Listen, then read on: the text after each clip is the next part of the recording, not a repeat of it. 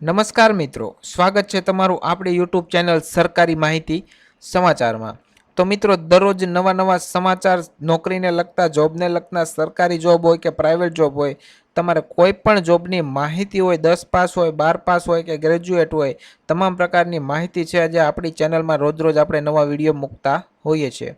એટલે નવા વિડીયોની નોટિફિકેશન તમને જલ્દી મળે એના માટે ચેનલને અત્યારે જ સબસ્ક્રાઇબ કરી નાખજો। ચાલો મિત્રો, વિડીયોની શરૂઆત કરીએ। તો મિત્રો, અત્યારે જે હાલ ભરતી નવી આવી છે એ સચિવાલય ભરતી 2026ની ભરતી છે એ બહાર પડી છે। તો મિત્રો, CSIR અને CLRIમાં સરકારી નોકરીની સુવર્ણ તક આપેલી છે। તો આજે આપણે એ વિડીયો સંપૂર્ણ જોઈ લેજો એટલે તમને ખ્યાલ આવી જશે, જેમાં મારા વિડીયોમાં તમામ પ્રકારની જે તમારી લાયકાત શું જોઈશે, પગાર શું, વય મર્યાદા કેટલી, કઈ રીતે ફોર્મ ભરવાનું, તમામ પ્રકારની માહિતી આજના વિડીયોમાં તમને મળવાની છે। તો વિડીયોમાં અંત સુધી બન્યા રહેજો। જો સરકારી નોકરી તમે શોધી રહ્યા હોય તો CSIR CLRI દ્વારા બમ્પર ભરતીની જાહેરાત કરવામાં આવી છે। ભારતના તમામ રાજ્યોના પુરુષ અને મહિલા ઉમેદવારો માટે આ શ્રેષ્ઠ તક માનવામાં આવે છે। એટલે તમારે આ ભરતી છે એમાં જો તમારે ફોર્મ ભરવું હોય તો કઈ રીતે ભરવું એ પણ હું તમને શીખવાડવાનો છું। ત્યારબાદ મિત્રો વાત કરીએ ઉપલબ્ધ જગ્યાઓ વિશે। તો મિત્રો, એમાં 3 પ્રકારની જે પોસ્ટ છે એ અત્યારે હાલ પૂરતી બહાર પાડવામાં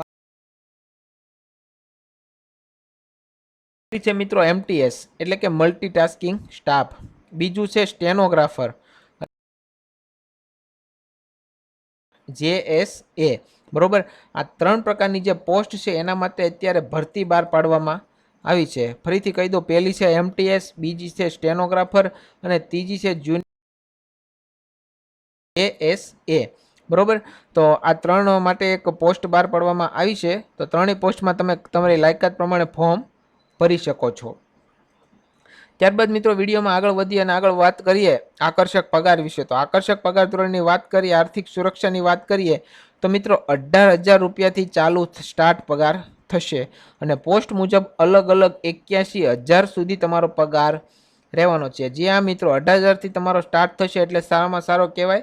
અને જો તમે ગ્રેજ્યુએટ હશો, 12 પાસ હશો તો તમારો લાયકાત પ્રમાણે મિત્રો 81,000 સુધી તમારો પગાર થઈ શકે છે, બરોબર। એમાં સરકારી નિયમો અનુસાર તમને જરૂરી ભથ્થા અને લાભો પણ જો તમને મળવાપાત્ર હશે તો એ પણ તમને મળી જશે। ત્યારબાદ મિત્રો વાત કરીએ શૈક્ષણિક લાયકાત વિશે। તમે લાયક છો એ તમારે ચેક કરી લેવાનું છે ઓફિશિયલ વેબસાઇટમાં જઈને। તો ચાલો મિત્રો, જોઈ લઈએ કયા કયા તમારે કઈ લાયકાત હોય તો તમારે એમાં ફોર્મ ભરી શકો છો।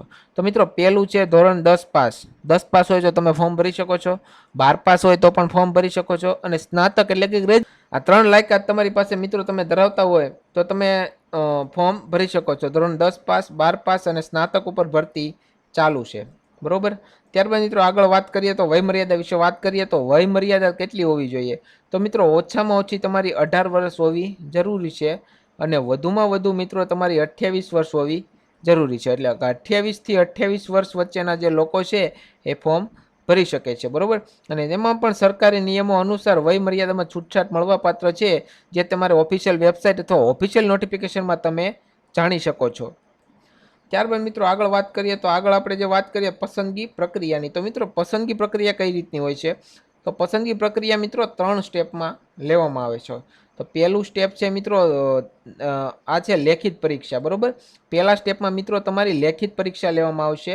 ત્યારબાદ મિત્રો આવશે તમારે બીજું સ્ટેપ છે એ દસ્તાવેજ ચકાસણીનું છે। જ્યાં મિત્રો બીજી વારમાં તમારે દસ્તાવેજ ચકાસણી થશે અને આ બંનેમાંથી જો તમે પાસ થઈ જશો, બંનેમાંથી તમે પાસ થઈ જશો તો તમારે આગળનું જે ત્રીજું સ્ટેપ છે મિત્રો નોકરી, એટલે કે તમારે 2 સ્ટેપ તમે કમ્પ્લીટ કરશો। પહેલી જે લેખિત પરીક્ષા, બીજું છે દસ્તાવેજ ચકાસણી, એ 2 વસ્તુ તમે પાસ કરશો એટલે તમારી નોકરી એમાં પાક્કી લાગી જવાની છે। ત્યારબાદ મિત્રો આગળ વિડીયોમાં વાત કરીએ તો આગળની મિત્રો વાત કરીએ તો અરજી પ્રક્રિયા વિશે।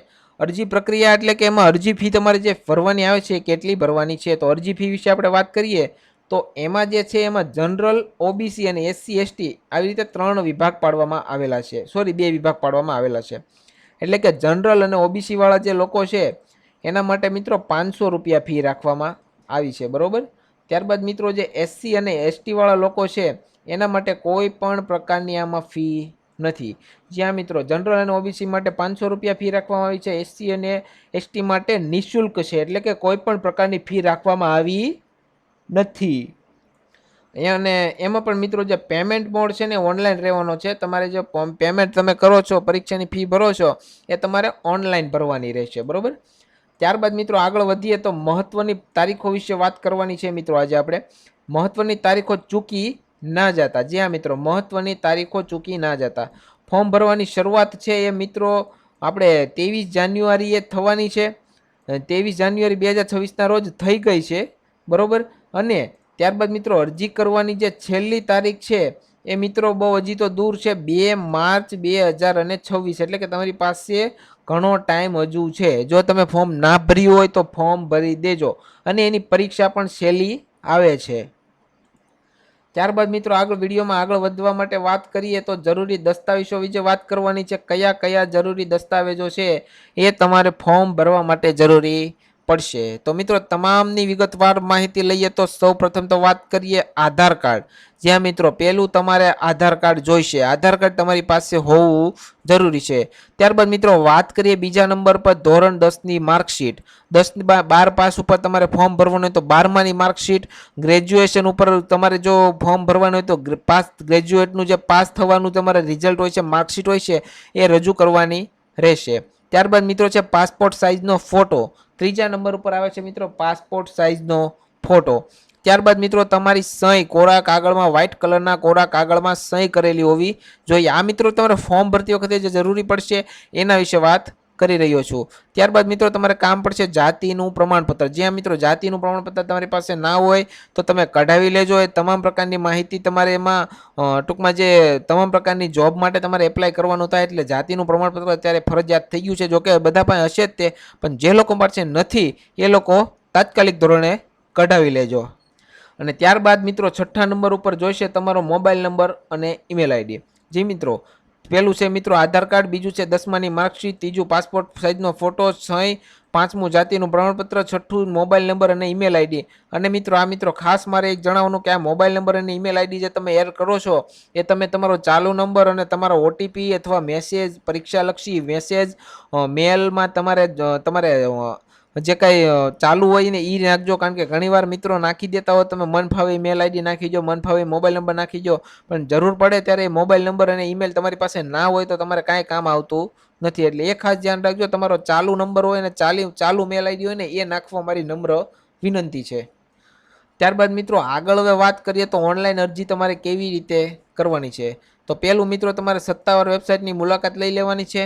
ત્યારબાદ બીજું સ્ટેપ છે વિગતો સાથે ફોર્મ ભરી અને દસ્તાવેજ અપલોડ કરવાના છે. અને ત્રીજું છે મિત્રો ઓનલાઈન ફી ચૂકવો અને પ્રિન્ટ સાચવી રાખવાની છે, જેથી કરીને તમારા ભવિષ્યમાં કામ આવે. હવે મિત્રો જે લોકોને ફોર્મ ભરતા આવડે છે એ તો ભરી જ નાખશે અને હું ડિસ્ક્રિપ્શન બોક્સમાં એની લિંક પણ મૂકી દઈશ. પણ જે લોકોને નથી આવડતું ફોર્મ ભરતા એ નીચે કમેન્ટ બોક્સમાં લખી નાખો કે અમે ફોર્મ ભરતા શીખવાડો, એટલે હું ફોર્મ ભરવાનો વિડીયો પણ બનાવી દઈશ. અત્યારે જો મિત્રો ફોર્મ ભરતા શીખવાડું તો વિડીયો બહુ લાંબો થઈ જશે અને અમુક લોકો માટે ફાલતુ ટાઈમ પાસ થઈ જશે. એટલે જે લોકોને નથી આવડતું એ કમેન્ટ કરી દો અને મારી ટેલિગ્રામ ચેનલ અને વોટ્સએપ ચેનલમાં જોઈન થઈ જાઓ, જેમાં નવી અપડેટ આવતી રહે છે. ત્યારબાદ મિત્રો હવે આપણે આગળ વધીએ. હવે તમારી સફળતાની સફર મિત્રો તમારે આજે જ શરૂ કરી દેવાની છે. જ્યાં મિત્રો તમારી સફળતાની સફર તમે આજે જ શરૂ કરો. છેલ્લી તારીખની રાહ ના જુઓ, અત્યારે જ તમે અરજી કરી દો. સત્તાવાર જાહેરાત છે એ મારા ડિસ્ક્રિપ્શન બોક્સમાં લિંક આપેલી છે. ઓનલાઈન અરજી કરવાની લિંક છે મારા ડિસ્ક્રિપ્શન બોક્સમાં નીચે આપેલી છે. હા જી મિત્રો, ડિસ્ક્રિપ્શન બોક્સમાં નીચે તમે જેવું ક્લિક કરશો એટલે એમાં અંદર લિંક આપેલી છે, એટલે ડિસ્ક્રિપ્શન બોક્સમાં કરી દેજો. કમેન્ટ બોક્સમાં કમેન્ટ કરી નાખજો અને અહીંયા જે નીચે લાલ બટન આપેલું છે ચેનલને સબસ્ક્રાઈબ કરી નાખજો. જ્યાં મિત્રો ચેનલને સબસ્ક્રાઈબ કરવાના ઘણા ફાયદાઓ છે. તમને તમામ માહિતી તમને જલ્દી અને ઝડપી, તુરંત અને સચોટ અને તમારી ભાષામાં મળતી રહેશે. કોઈ પણ તમારા સવાલ જવાબ હોય તો તમે નીચે કમેન્ટ કરો. કયા ગામથી વિડીયો જોવો છો એ પણ કમેન્ટ કરી દો, એટલે મને ખબર પડે કે મારો વિડીયો છે ક્યાં સુધી પહોંચે છે. તો મળીશું મિત્રો નવા વિડીયોમાં નવી માહિતી સાથે. ત્યાં સુધી ધન્યવાદ.